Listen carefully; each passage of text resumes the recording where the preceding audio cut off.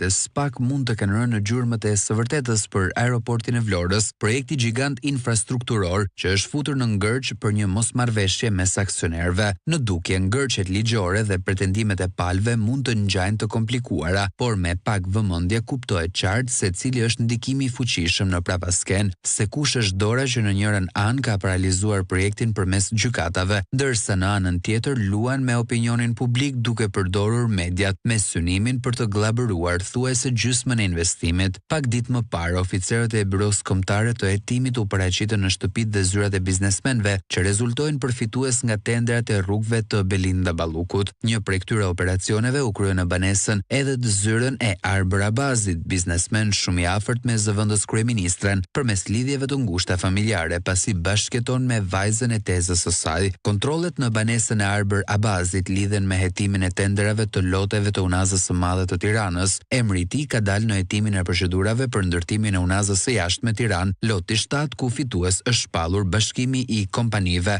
Alco Impex General Construction e 2T SHPK. Kompania e tij është Alco Impex General Construction dhe Arbër Abazi, përveç se është familjar i Belinda Ballukut si bashkëtues me vajzën e saj të tezës, njihet në Tiranë edhe si nip i ish-deputetit të Partisë Socialiste Sadri Abazi. Por ajo që tërheq vëmendjen është se kompania e tij Alco Impex General Construction është degë e kompanisë me të njëjtën emër e regjistruar në Kosovë, ku zotrohet nga shtetasi kosovar Imer Ademi. Të dy këta biznesmen, Imer Ademi dhe Arbër Abazi, kontrollojnë edhe shoqërinë koncesionare Kukur Hydro Energy. Këtu Arbër Abazi është regjistruar si administrator. Me pak fjalë, se Abazi dhe Ademi së bashku kanë krijuar një lidhje të ngushtë në një biznes, një ortakëri që rezulton të sjellë fitime nga fondet shtetërore përmes tenderave që tashmë po hetohen intensivisht nga SPAK. Vetëm se historia nuk mbyllet këtu. Për shumë kënd, emri i Imer Ademit nuk do thot asgjë, pasi ai është një personazh me profil të ulët publik, por ai është edhe babai i Valon Ademit, aksionerit më të vogël të aeroportit të Vlorës, që po mban të bllokuar investimin me pretendimet e tij për të kaluar nga 2% në 49% të investimit dhe që ka vënë në lëvizje jo vetëm gjykatat dhe mediat pranë qeverisë. Lidhja Valon Ademi, Arbër Abazi, Belinda Balluku është edhe arsyeja se pse po mbahet i bllokuar aeroporti i Vlorës, por jep edhe një shpjegim angazhimit të gjykatave dhe mediave në këtë çështje. I prekur nga qasja Belinda Ballukut në raport me atë vet, ka qenë edhe biznesmeni i Mabko Bexhet Pacolli, gjë që e ka shprehur në emisionin Opinion. Nuk do shumë për të dalë në përfundimin se ky rrjet njerëzish me lidhjet e tyre që tashmë po hetohen nga SPAK qëndrojnë në prapasken të presioneve që bëhen për të bllokuar aeroportin e Vlorës dhe që shkojnë përtej një biznesmeni si Valon Ademi. Vetëm ky konglomerat pushteti dhe parash që zgjatohet nga Prishtina në zyrat e zëvendës kryeministres Balluku